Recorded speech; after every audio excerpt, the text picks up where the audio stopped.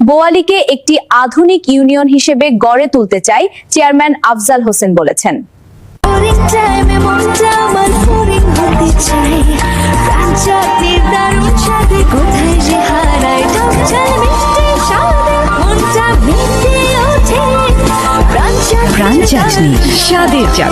আরো বিস্তারিত জানতে আমাদের স্টাফ রিপোর্টার আরবিন্দ রায়ের পাঠানো ভিডিও ফুটেজ দেখুন।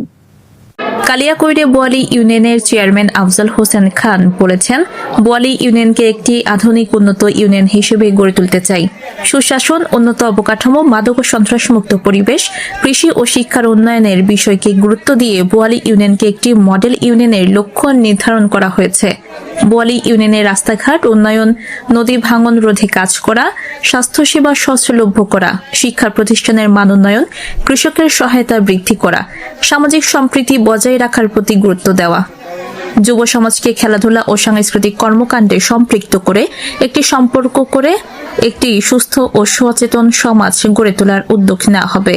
মডেল ইউনিয়ন গড়ার প্রত্যয় স্বপ্নের পথে বোয়ালি ইউনিয়ন এগিয়ে যাচ্ছে। ঈদ সামগ্রী বিতরণ ও টিসিবি পণ্য বিতরণ অনুষ্ঠানে বৃহস্পতিবার তিনি এসব কথা বলেন। তালিকা প্রস্তুত করছি ৩৩50 জনের তালিকা। এটা ঈদ উপলক্ষে আমাদের দারিদ্র সীমার নিচে যারা বসবাস করে, যে সমস্ত গরিব মানুষ, এই সমস্ত গরিব মানুষের ঈদ উপলক্ষে 10 কেজি করে চাল দিব, তার জন্য আমরা তালিকা প্রস্তুত করছি।